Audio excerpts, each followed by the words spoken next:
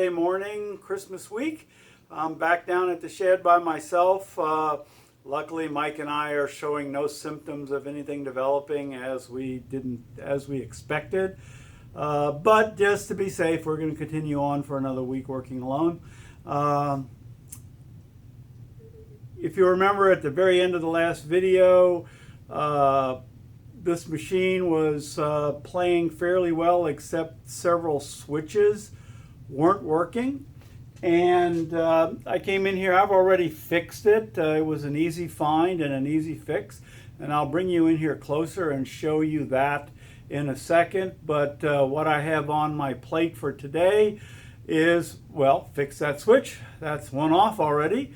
The broken wire bracket that I showed that's causing the ball to jam up at the top of the table, I 3D printed some new solid ones of that, and I'm going to install that. So that's done. I did a slight modification to the code, even though it was all working good. I added color to all of the lights that have colored lenses in front of them to hopefully make those lenses pop a little brighter. We'll see if that makes any difference. I'll film a before and after for you, and we'll take a look at that. And then I plan to get into the software that's driving the screen to see if I can figure out why it is not displaying the changes as it's going around. And I have, again, this is the first time that's been attempted to use, other than when I built it at the house under test bed conditions. So we'll try and go in there and see if I can figure out what's going on. It's been a long time since I looked at that code. I've forgotten how the Panda is set up to do all this stuff, so it's going to be some hunting around. We do have a wireless keyboard and mouse back over in the back that I'm going to hook up to that, so hopefully I can get into the operating system and start looking at the code. I don't remember if I loaded the compiler software on the Latte Panda or if I compiled that on my big computer and just loaded the code down to it. So I'll have to see that. If I don't have the debugger and an IDE for the compiler on the Panda, then I will have to probably take it out and take it home, load that up on there so that I can do that work dynamically on the Panda. So that's all to be seen. But anyway, let me bring the camera in close here and show you what was wrong and what I did to fix it. It's kind of humorous, so I'll bring you right back. Okay, right in the middle of the screen, right there, you are looking at two blue wires. Now you'll remember in about the middle of the last video, I soldered a wire onto that connector that had broken off. Well, the other wire also broke off after I soldered those together. So I came back in here and stripped it down and soldered the other wire on new. So that connection must have gotten damaged, and both wires must have been damaged. I'm sorry for the shaking. Let me see if I can hold myself a little more stable. So anyway, that's it. I soldered that back on. All the switches are working, and I will show you that when I put the lid back down. Okay, before I actually turn the thing on and start playing, I want to go ahead and remove these two plastics so I can get to these wire standoffs here and get them replaced.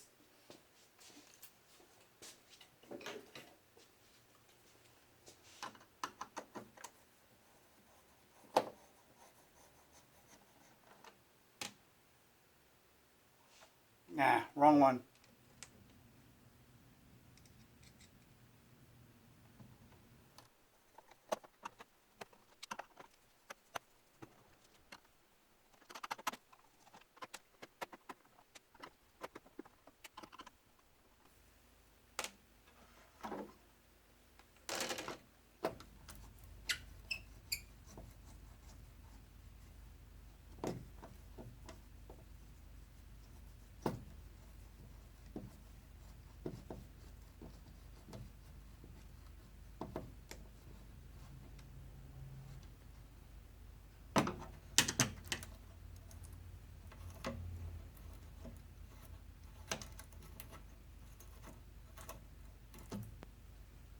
So just to show you guys this, hopefully you can see that. When I 3D printed these, they were 3D printed hollow.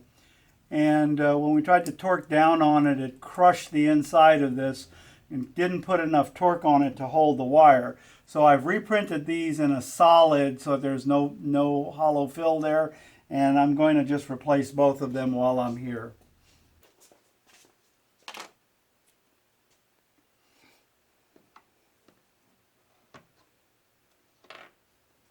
I also have a wide and a narrow design of this, and the narrow ones I believe look a little better. These are the older wide ones, so I'm replacing them with the narrow ones.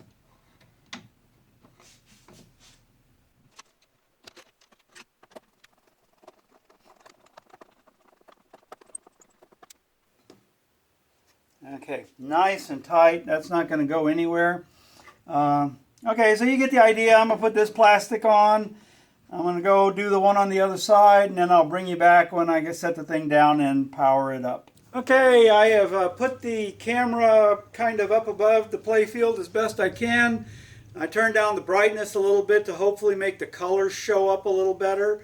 I'm going to go ahead and check out the ball path thing. I got that those plastic guides put in, and I think they should work fine. And if this all works good, then I'm going to load the software and check out the lamps again to see if they look any brighter.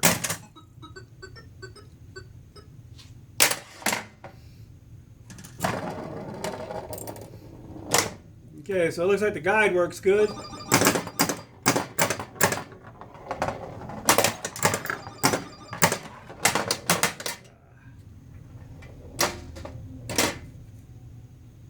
Oops, that switch didn't make.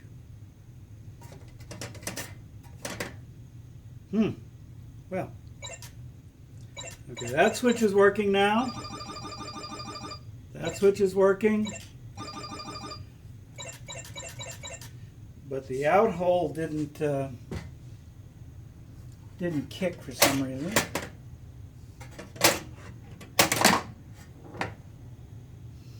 And that's because the switch is stuck down below the play field. There we go. Let's try that again.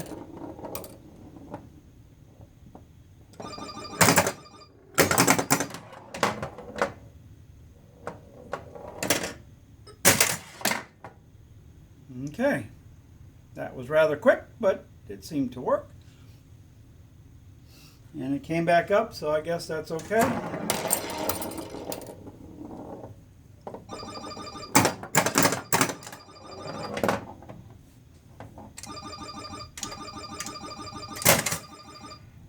I think those are dragging on the wood a little bit or something.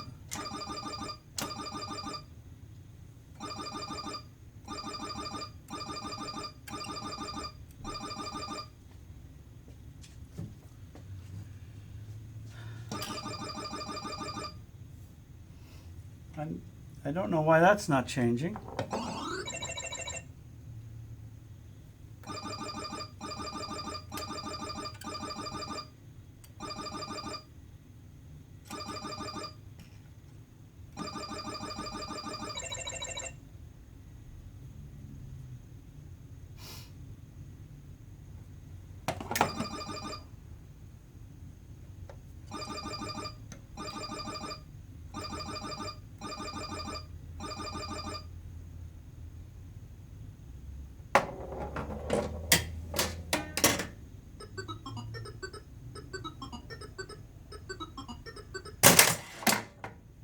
Okay, that all looks like it's actually working fine.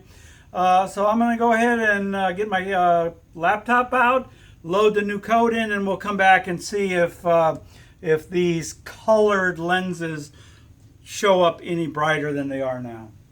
Okay, I have the new code loaded. I've got a couple of the lights to come on.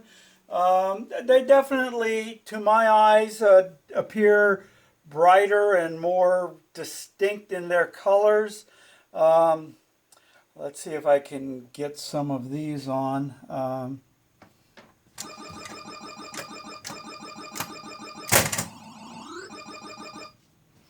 Let's see here, 3x.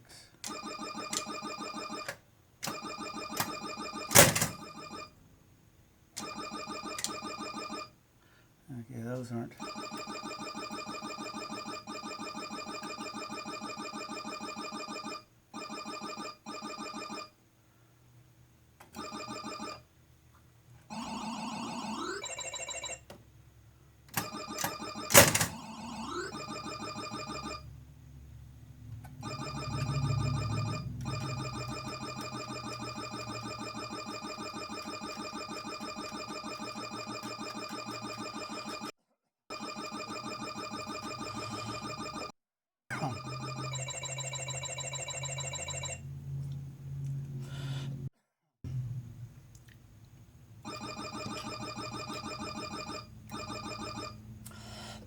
Okay, I got the 5x on. Excuse my coughing. Yeah, all those colors look just slightly brighter than they did before. That's all I was after, so I'm happy with that. So I'm going to move you guys back out of the way a little bit, and I am going to get the keyboard and mouse out and see if I can get into the Latte Panda's code and see what's going on there. Okay, I just want to show you what I got going on. You probably won't be able to see this, but right there I installed a little fob that connects to this wireless keyboard and mouse, and I escaped out of the attract mode that was on here, and indeed I do have Visual Studio installed on the Latte Panda back there, so I will be able to go into the code, put some breakpoints in, and do some troubleshooting and stuff. This is kind of slow and tedious and very boring work, so I am not going to film it, but I will bring you back if I find anything significant that I can show you. Okay, I just wanted to show you where I've gotten to so far. The software was hard-coded to try and input data from the first COM port that it found, and that was not the COM port that the microprocessor was plugged into, so it wasn't seeing that, but now it is. The code is still not working flawlessly by any stretch of the imagination, but I'm going to kind of stop here for today and go back home and work on the code, because what I want to get to is an auto detect, so it can figure out which port the micro is plugged into and use that port to input its data. And then I'll check on the rest of the plate. The unit does seem to detect the game over light. It does look like it's getting some of the lights. Let me end up well,